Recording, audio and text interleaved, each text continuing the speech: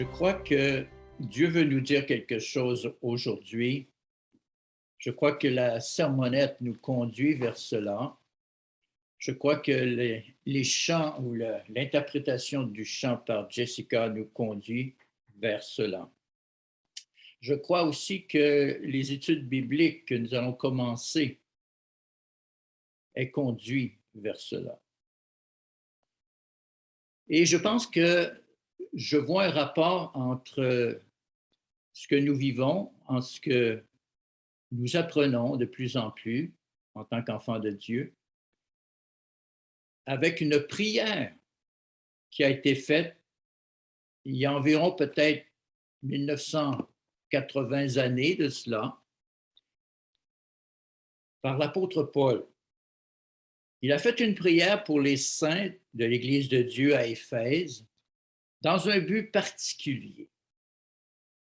Il a écrit cette prière dans sa lettre aux Éphésiens, au chapitre 1, verset 16. Et cette prière est importante pour Dieu parce qu'il a voulu la consacrer dans les Écritures pour que nous la lisions et pour que, j'ajouterai aujourd'hui, que nous y croyions. Alors, qu'est-ce qu'il écrit au chapitre 1 à partir du verset 16? Il dit « Je ne cesse de rendre grâce pour vous, mes frères et mes sœurs, faisant mention de vous dans mes prières,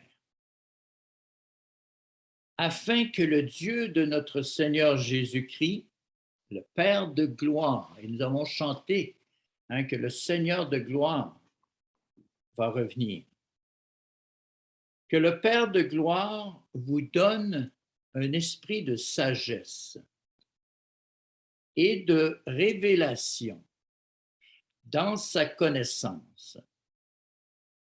Nous connaissons assez bien l'esprit de sagesse. Connaissons-nous l'esprit de révélation? Dans sa connaissance. Verset 18. Dans sa prière, il priait aussi qu'il illumine les yeux de votre cœur pour que tout ça dans la direction, dans l'intention, que vous sachiez quelle est l'espérance qui s'attache à votre appel, quelle est la richesse de la gloire de son héritage qu'il réserve aux saints.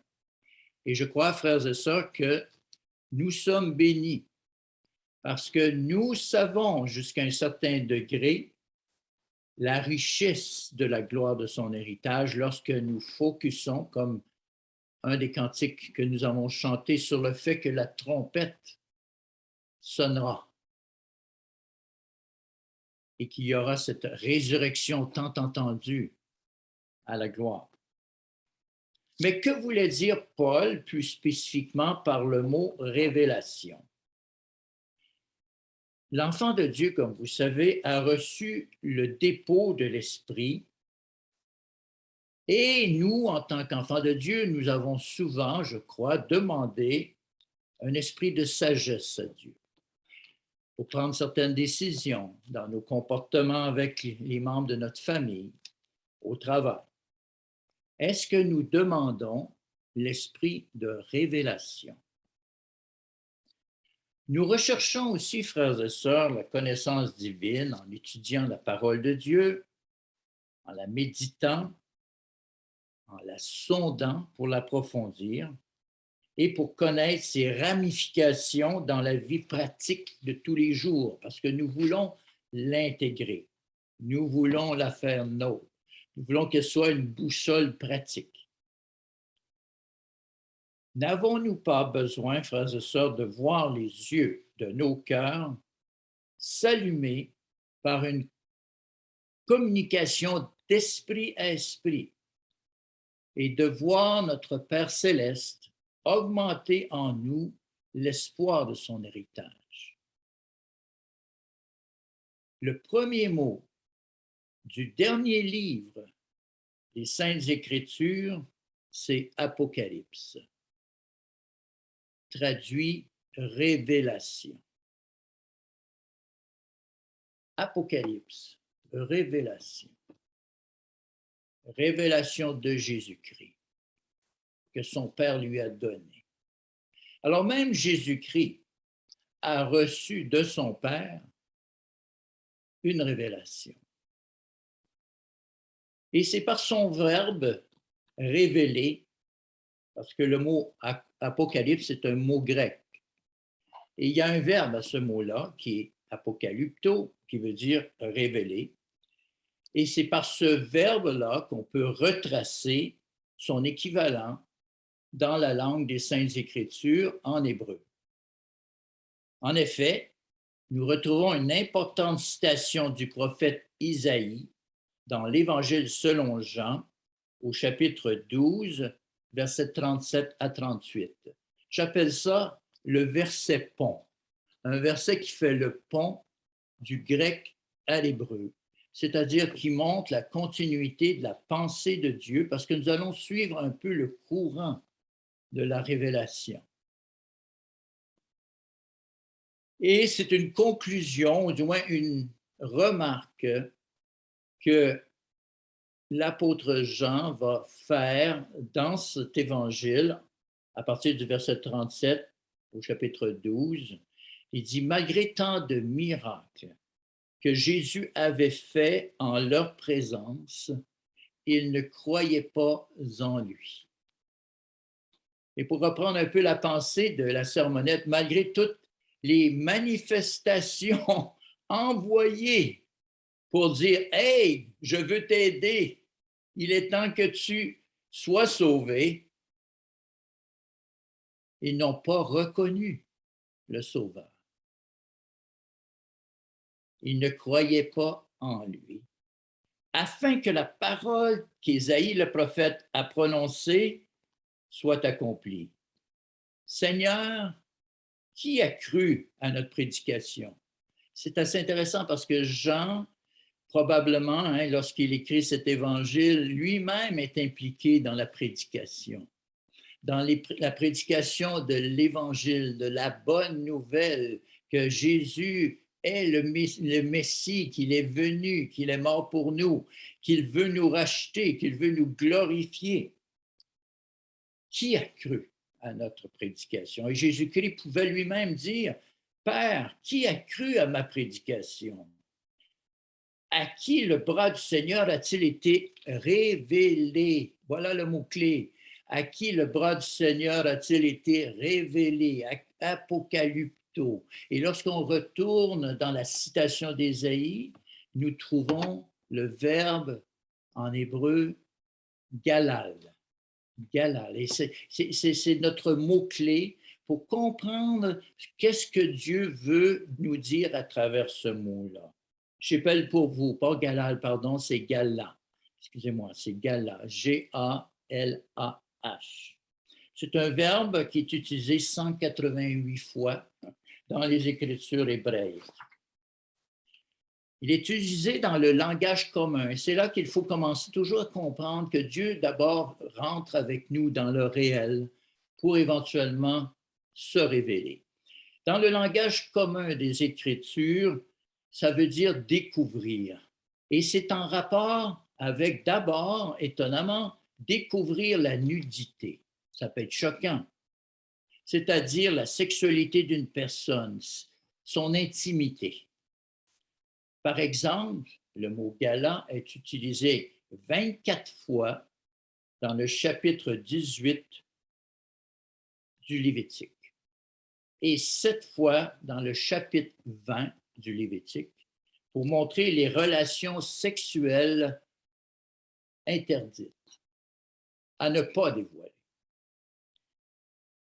Je lis rapidement pour vous Lévitique 18, verset 6. Nul de vous ne s'approchera de sa parente pour découvrir sa nudité. Je suis l'Éternel. Gala. Tu ne découvriras point la nudité de ton père ni la nudité de ta mère. Gala. C'est ta mère, tu ne découvriras point sa nudité. Gala. Et ainsi pour les 21 autres fois.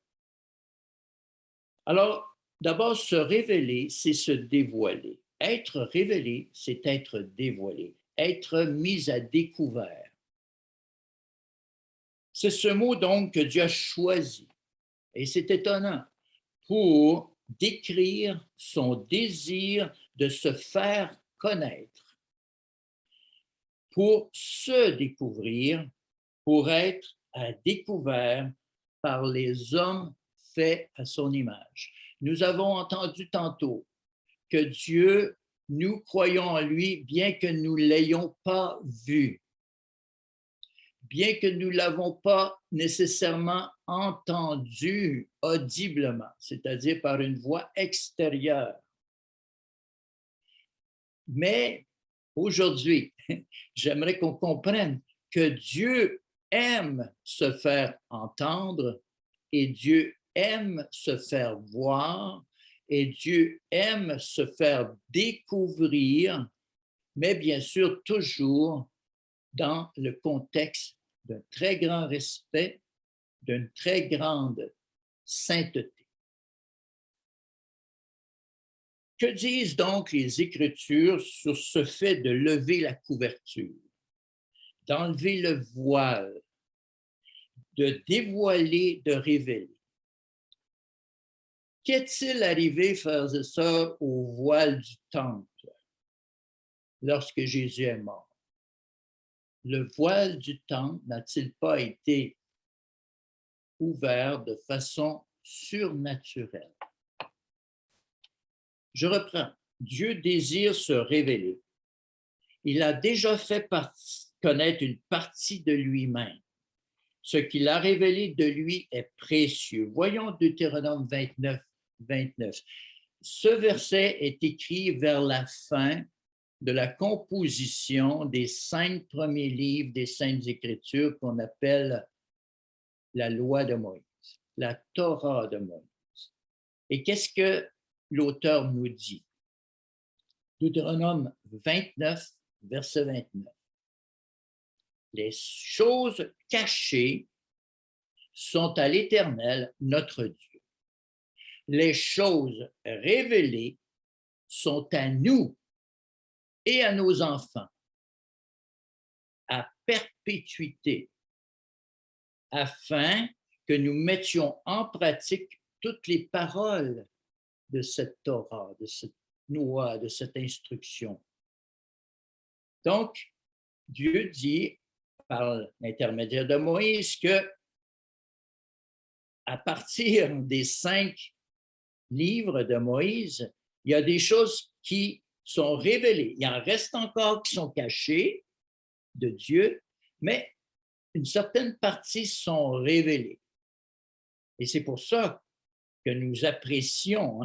Ce verset déclare au fond qu'il y a des choses qui pourraient nous rester cachées, mais ça appartient à Dieu de les garder cachées ou de décider de les partager éventuellement en les dévoilant. Et nous savons que Dieu en a dévoilé d'autres. Nous savons que Dieu n'avait pas terminé de se révéler parce que nous avons ensuite reçu les prophètes, nous avons reçu les autres écrits, nous avons reçu la bonne nouvelle selon 4 différents témoins. Nous avons reçu la description de l'œuvre de l'Église au premier moment. Nous avons reçu les lettres de Paul et les lettres de Jean et de Pierre et de Jacques et de Jude. Et enfin, nous avons reçu la révélation. Les choses qui nous sont révélées sont pour nous. Comment Dieu a-t-il fait en sorte qu'elles soient à perpétuité? Parce que vous savez, ce n'est pas basé sur nous qu'il a fait en sorte qu'elles soient perpétuité, mais il l'a fait quand même pour nous. Qu'est-ce que je veux dire par là? C'est qu'il y a eu des époques où les gens ont oublié, où même on a essayé de détruire ces révélations. L'histoire est empreinte de moments où les hommes se tournent contre cette révélation. Heureusement que Jésus-Christ a fait une promesse qu'on connaît très bien. Le ciel et la terre passeront, mais mes paroles ne passeront pas. Elles sont pour vous à perpétuité. Mais là, Jésus va nous parler, plusieurs années plus tard, une parole étonnante. On va se reporter, si vous voulez, selon Matthieu, chapitre 10, verset 26.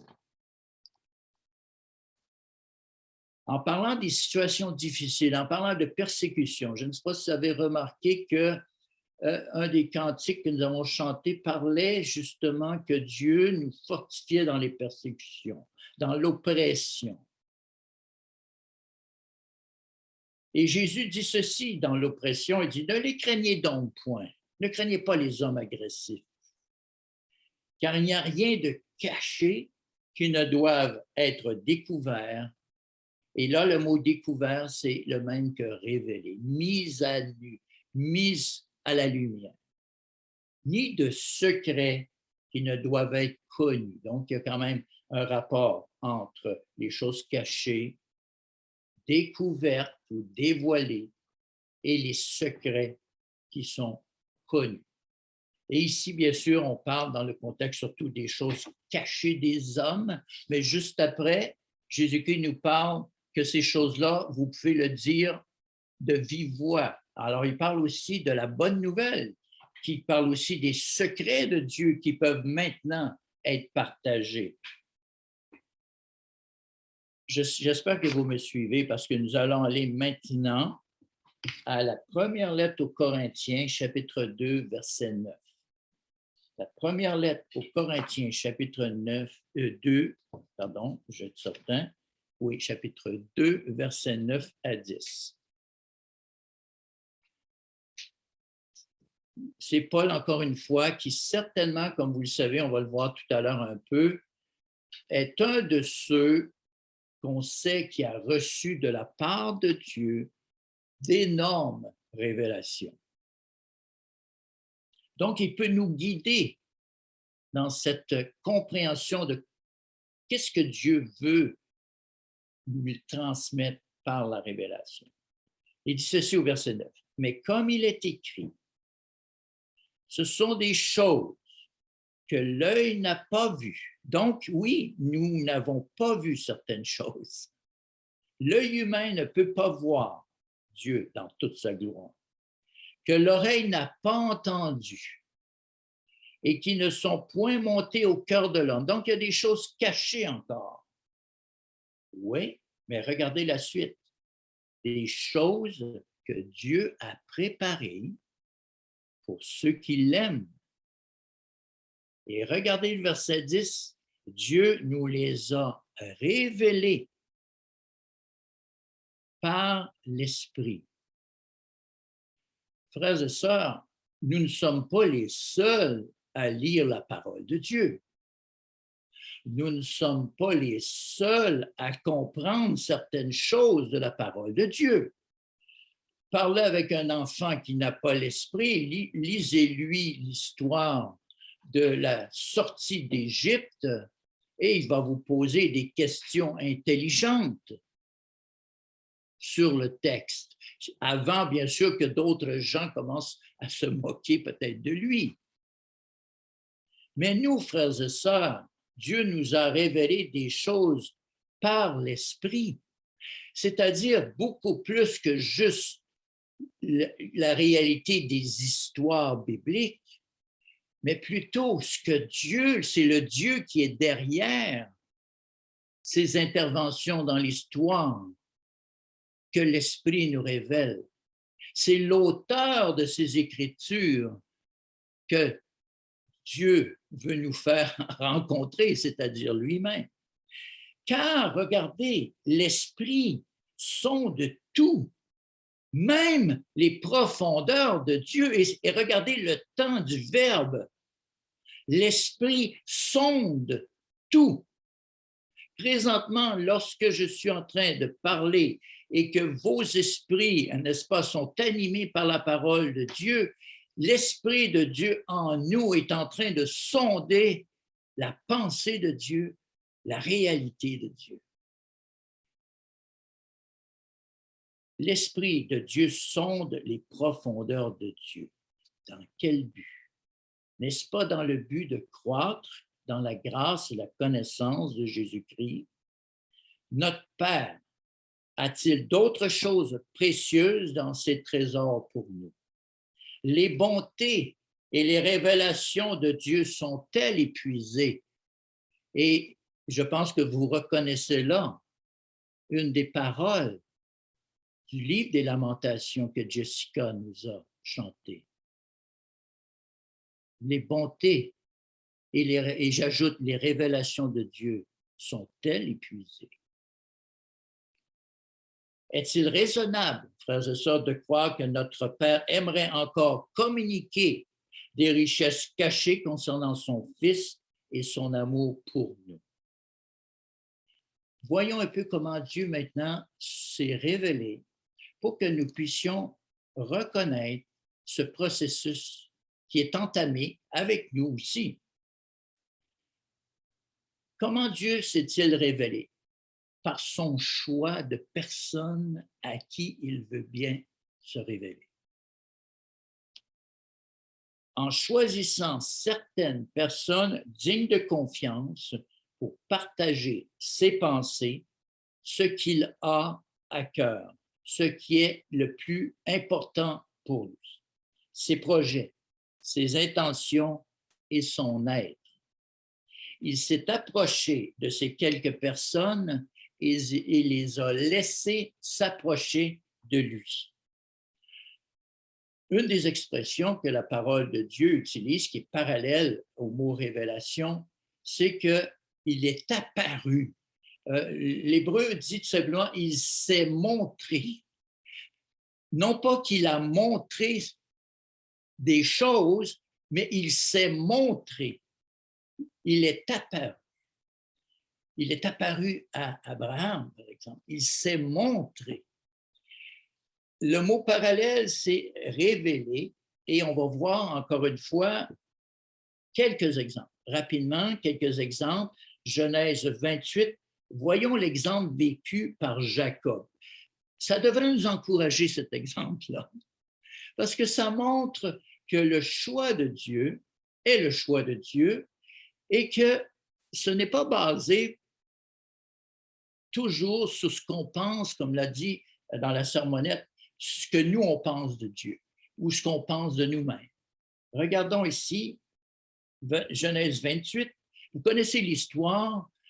Jacob avait quand même une qualité, dans un sens, c'est qu'il aimait les choses de valeur.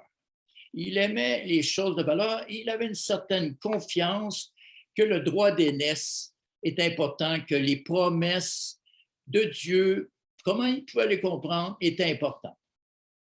Mais là, il vient d'extorquer la bénédiction à son père en lui mentant carrément. J'espère que ça vous va. Et là, il fuit son frère parce que c'est à lui qu'il l'a extorqué, parce qu'il est en danger de mort, et d'ailleurs sa conscience probablement le trouble un peu. Il est en fuite. Il partit de Beersheba et s'en alla à Charan, du moins vers Charan. Il arriva dans un lieu où il passa la nuit, car le soleil était couché. Il prit une pierre dont il fit son chevet, donc il est fatigué, il s'installe comme il peut, et il se coucha dans ce lieu-là. Genèse 28, verset 12. Il eut un songe, il fit un rêve. Et voici, une échelle était appuyée sur la terre et son sommet touchait au ciel.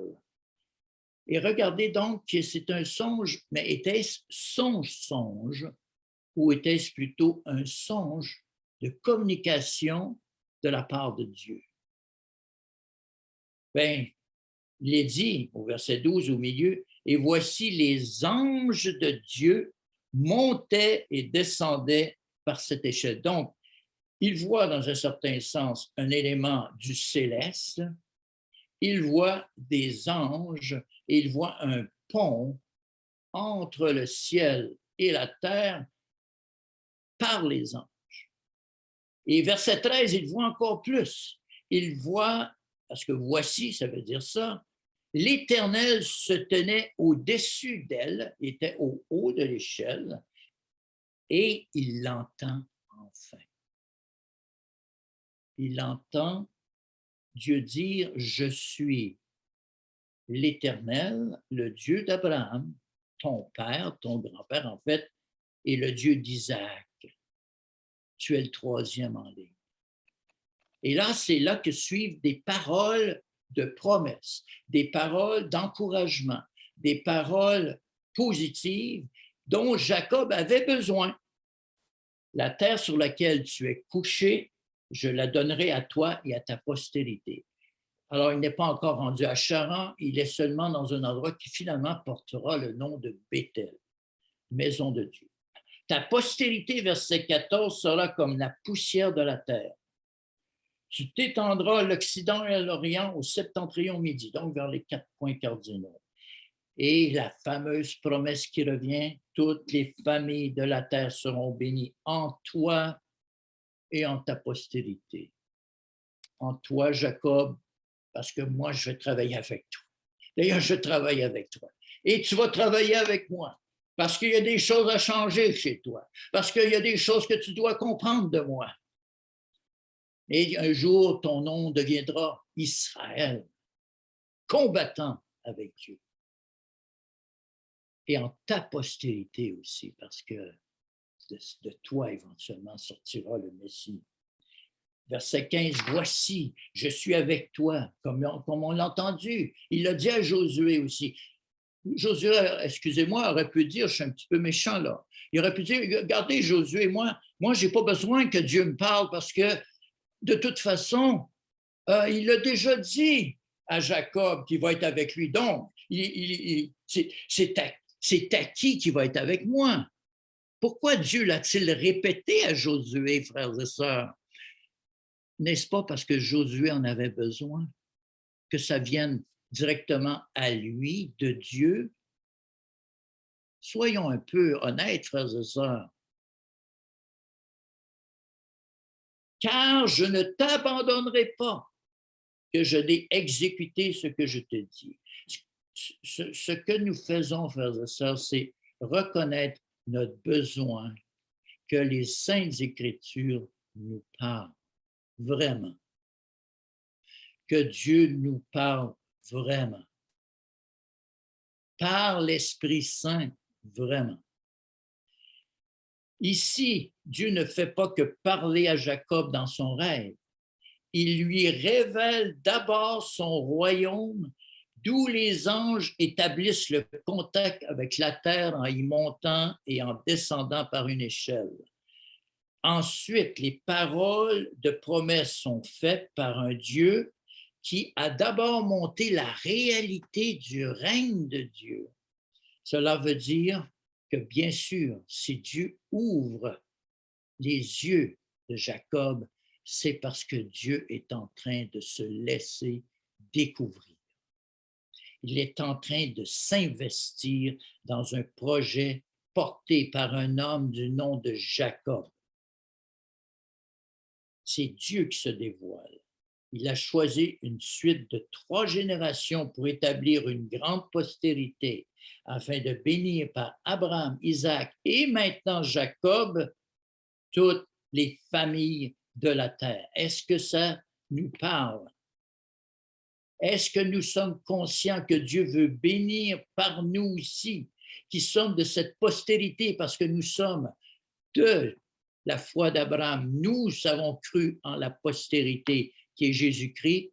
Est-ce que nous sommes conscients que Dieu veut bénir les familles de la terre? Et regardez qu'il s'agit vraiment de révélation, Genèse 35, verset 1. 35, verset 1.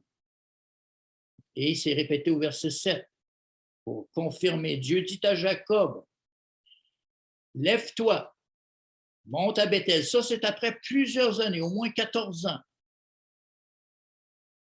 Jacob reçoit une intervention de Dieu. Dieu parle à Jacob. Il y a déjà parlé, il lui parle encore. Monte à Béthel, demeure-y, et là tu dresseras un autel au Dieu qui t'apparut. Un synonyme de révélation. Lorsque tu fuyais Ésaü, ton frère, tu te souviens? Comment tu ne te sentais pas gros dans tes culottes? Verset 7, il bâtit là un autel, il appela ce lieu El Bethel, car c'est là que Dieu s'était révélé, dévoilé, ouvert, s'était laissé fait découvrir à lui lorsqu'il fuyait son frère. En se faisant voir, frères et sœurs, à Jacob, Dieu s'était révélé. Il a levé le voile sur sa personne.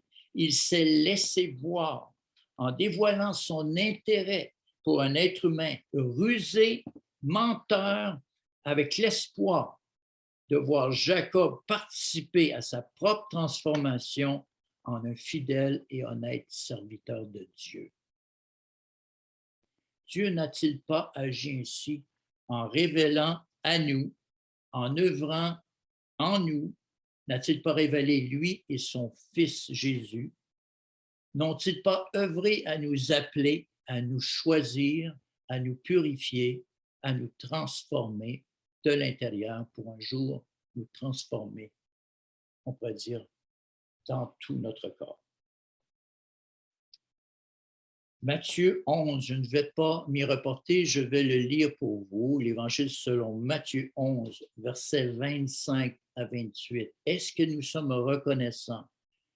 Est-ce que nous sentons cette bonté se renouveler chaque matin de cet appel que Dieu nous a fait en disant, Dieu, je ne sais pas, je ne me sens pas bien aujourd'hui, je suis peut-être découragé, mais une chose certaine, merci que je suis encore vivant.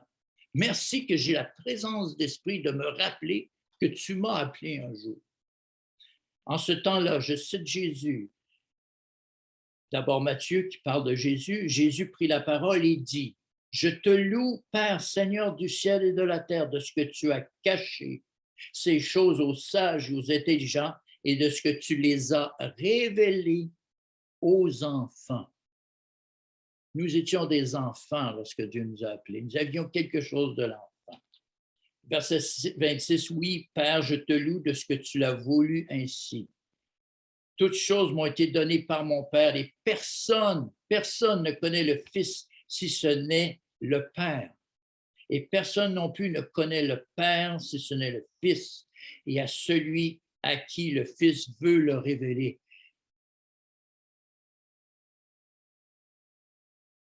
Le Fils a voulu révéler le Père à nous et le Père a voulu nous appeler en conformité avec le désir de son Fils. C'est un travail de complicité incroyable qui a fait que nous sommes à l'écoute aujourd'hui encore.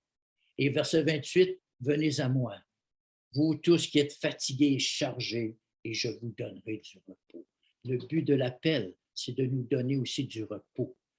Du repos maintenant et du repos éternel éventuellement, bien sûr, dans le sens que la vie éternelle.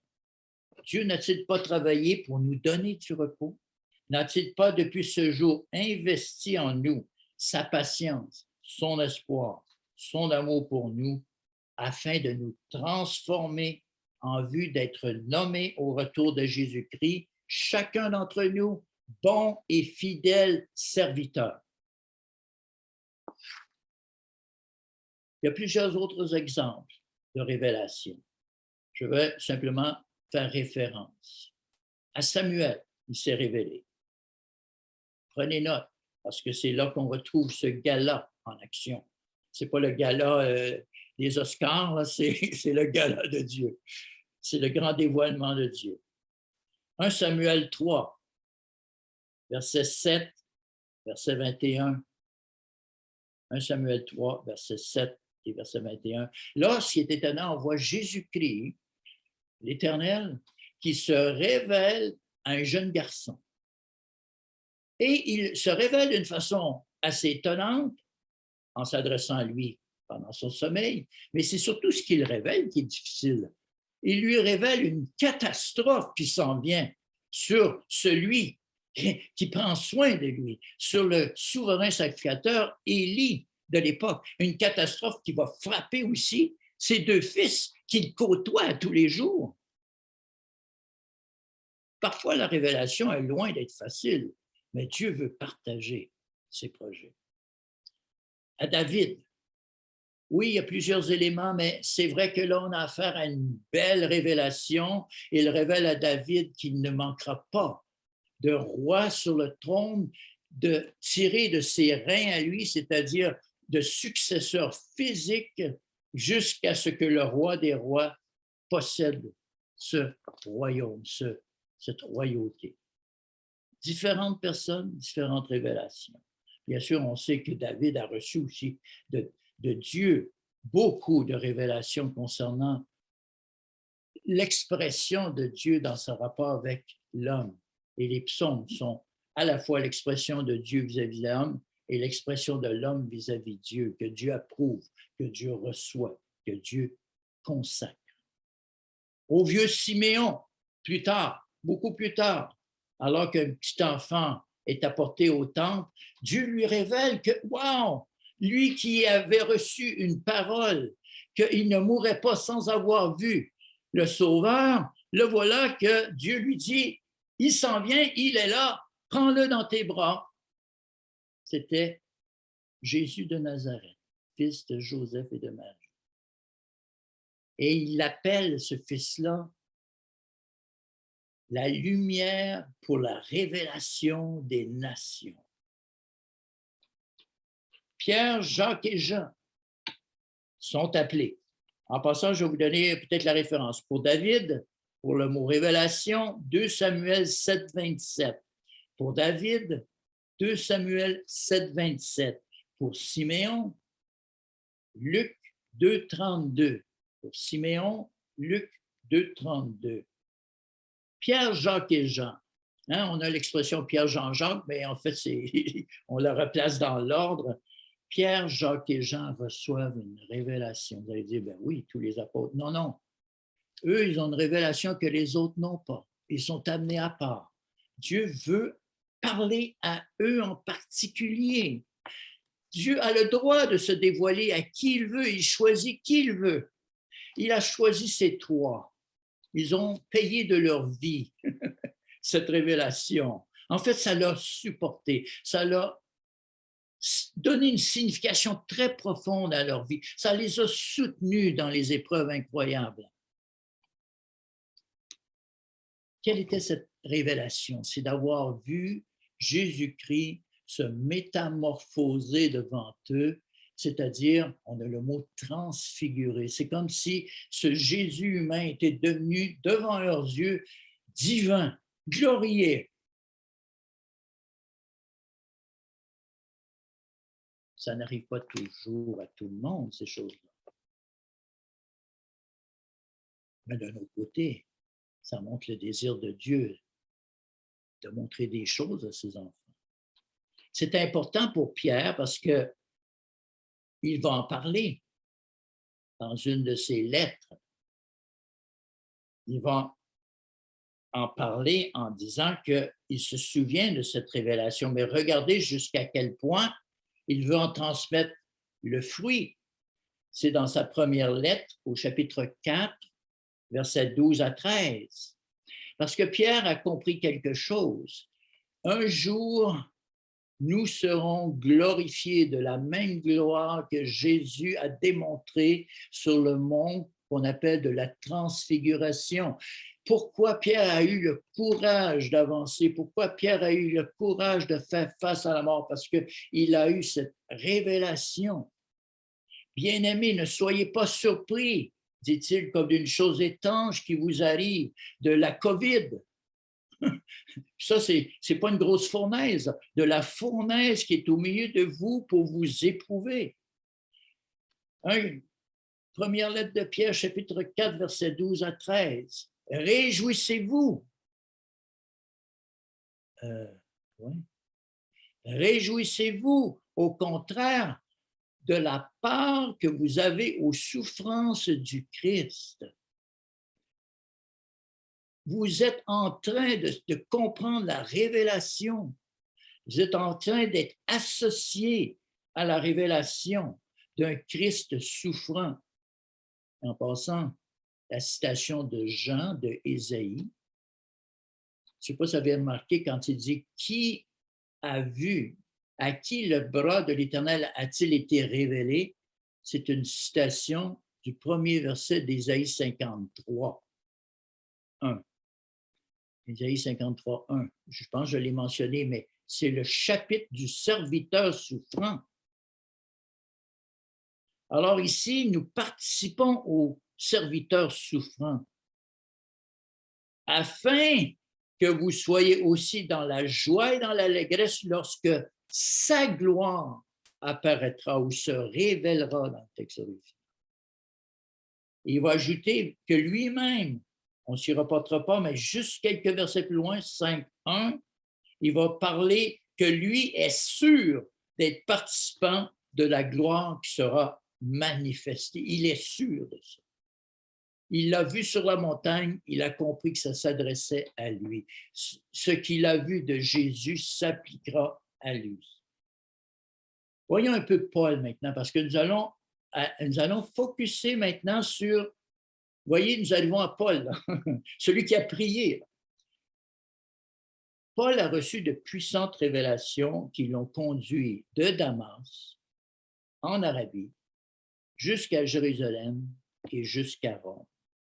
Voyons d'abord la lettre aux Galates. On va se reporter 1, verset 11. Je vous déclare, frère, Galates 1, 11. C'est une déclaration, c'est quelque chose d'important. L'évangile qui a été annoncé par moi n'est pas de l'homme, car je ne l'ai ni reçu ni appris d'un homme. Pourquoi Jésus-Christ a comme recommencé à enseigner l'Évangile à nouveau après sa résurrection à un homme alors qu'il n'avait déjà formé au moins 12. Et il y avait tous ceux, les autres disciples qui avaient vu les miracles et tout ça. Est-ce que sa banque de données était limitée ou est-ce qu'il voulait faire quelque chose qui lui appartenait? Se révéler en tant que être glorifié d'une certaine façon après sa résurrection. C'est différent. Il dit, je ne l'ai ni reçu, ni appris d'un homme, mais par une révélation de Jésus-Christ. Alors, frères et sœurs, parfois, on a de la difficulté à comprendre les Saintes Écritures. Demandons-nous l'esprit de révélation. Jésus a communiqué directement à Paul par révélation depuis le 3e ciel la réalité de la bonne nouvelle du règne de Dieu pour lui, pour le convaincre lui. Il a été tellement convaincu qu'il a partagé. Il lui a communiqué aussi des révélations divines à des moments clés de son parcours. Paul continue son témoignage au chapitre 2 de cette même lettre de Galates, versets 1 à 2, pour montrer que les révélations de Dieu ne sont pas épuisées. 14 ans après, je montai de nouveau à Jérusalem avec Barnabas, ayant aussi pris Tite avec moi, et ce fut d'après une révélation que j'y montai. Ce n'est pas ma décision. Oui, j'ai participé, oui, j'ai dit oui, mais j'avais besoin d'une révélation. Le même apôtre qui a eu des révélations d'excellence, dont il se sentira forcé de mentionner, va montrer que Dieu désire toujours communiquer des révélations par l'entremise de ses saints. Là, on s'approche de la prière de Paul. Regardez bien. Puisque Dieu désire se révéler aux hommes en général, est-il raisonnable de penser qu'il veut communiquer sa révélation à chacun de ses enfants? Dieu veut-il nous donner directement ces révélations selon son bon plaisir? À nous? Allons voir dans la lettre aux Corinthiens, chapitre 14, verset 6. Et ensuite, première lettre aux Corinthiens, chapitre 14, verset 6, et ensuite le verset 26, et ensuite le verset 30. Vous pouvez lire tout l'ensemble. Maintenant, frères, de quelle utilité vous serais-je, écrit-il aux Corinthiens, si je venais à vous, en parlant en langue, Et si je ne vous parlais pas par révélation ou par connaissance ou par prophétie ou par enseignement. Ici, la révélation transmise par Dieu à Paul pour les Corinthiens est listée avec la connaissance, la prophétie, l'enseignement. Ces éléments appartiennent-ils seulement aux temps anciens? La révélation a-t-elle cessé avec eux? C'est-à-dire, oui, dans un sens, le livre de l'Apocalypse, qui est la révélation des révélations, ça c'est moi qui ajoute, a clos les Saintes Écritures. Mais Dieu a-t-il terminé de parler à son peuple? A-t-il terminé de se dévoiler? Voyons le verset 26. Que faire donc, frères, lorsque vous vous assemblez, les uns ou les autres parmi vous ont-ils un cantique, une instruction, une révélation, une langue, une interprétation? Si ces choses arrivent, que tout se fasse dans un but pour l'édification, pour construire le corps de Christ. Ici, Paul, donc, s'attend à ce que les frères à l'Assemblée partagent plusieurs choses pour s'édifier les uns les autres, un cantique, une instruction, une révélation, une langue, une interprétation. Je vais expliquer un petit peu qu'est-ce que, dans un sens concret, ça veut dire. Nous allons prendre quelques minutes pour ça. Mais nous voyons que Dieu, ici, continue à envoyer une révélation comme il peut inspirer un cantique, une instruction, une langue, une interprétation. Qu'est-ce qui empêche Dieu de communiquer à ses enfants un cantique nouveau, exprimant la profondeur et la joie de Dieu? Nous avons eu, il y a quelques minutes, Jessica Hendrickson qui a chanté un extrait des Saintes Écritures tel que l'Écriture l'a touché. Si l'Écriture ne l'avait pas touché, nous ne l'aurions pas par la bouche de Jessica. Est-ce que vous comprenez comment Dieu veut animer sa révélation, veut s'animer en nous? Il veut que ça devienne de plus en plus un échange intime entre nous et Dieu. Qu'est-ce qui empêche l'Esprit de Dieu en nous de sonder les profondeurs de Dieu? N'est-ce pas nous-mêmes, par manque de recherche de ces dons de Dieu? N'est-ce pas par les limites que nous imposons à l'œuvre de Dieu en nous, par notre manque de foi et de compréhension? N'est-ce pas parfois notre peur d'être jugé comme différent, excentrique? N'est-ce pas non plus pour prévenir l'orgueil, par prévention d'orgueil? Plusieurs raisons peuvent comme nous limiter dans notre désir d'avoir cet esprit de révélation. Voyons maintenant le verset 30. Pour montrer que c'est un phénomène qui était actif dans l'assemblée de Dieu, dans le peuple de Dieu. Et si un autre qui est assis pendant l'assemblée a une révélation, que le premier se taise. Donc, il y avait quelque chose de spontané qui se passait parfois, du moins à Corinthe. On peut dire au moins à Corinthe. Mais c'est quand même dans l'Écriture pour notre édification. Il y a comme un désir peut-être que j'espérerais que Dieu veut réveiller en nous en disant, est-ce que vous aspirez à sentir que vous comprenez la parole de Dieu d'une façon plus active, d'une façon plus sensible?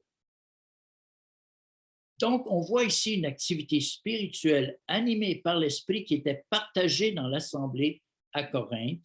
Paul donne des instructions pour que cela se fasse dans l'amour et dans le respect. Mais on voit une certaine inspiration du moment. Afin de se dévoiler, on arrive vers la conclusion. Dieu doit surnaturellement dévoiler les yeux de notre cœur. Il doit y avoir quand même un miracle qui doit s'opérer en nous. Il doit nous dessiller nos paupières spirituelles.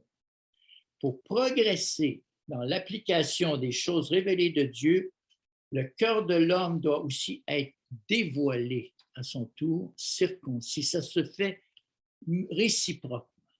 Nous nous dévoilons à Dieu et Dieu se dévoile à nous. Et nous avons besoin de lui. Le psalmiste, psaume 119, ce sera notre dernière lecture. Nous aurons quelques mots pratiques, mais la dernière lecture, psaume 119, verset 18.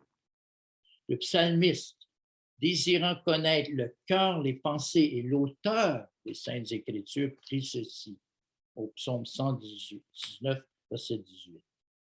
Il avait devant lui les rouleaux de la Torah, mais il dit, ouvre mes yeux pour que je contemple les merveilles de tes instructions, de ta loi, de ta Torah. Découvre, dévoile, dessine mes yeux pour que je contemple les merveilles de ta loi. Et frères et sœurs, ça doit être dans les petites choses comme dans les grandes. Les petites choses, c'est rechercher à recevoir davantage de révélation de Dieu dans les mots de sa parole, les mots qu'il a pour vous, qu'il réveille, qu'il enligne ces mots-là pour vous.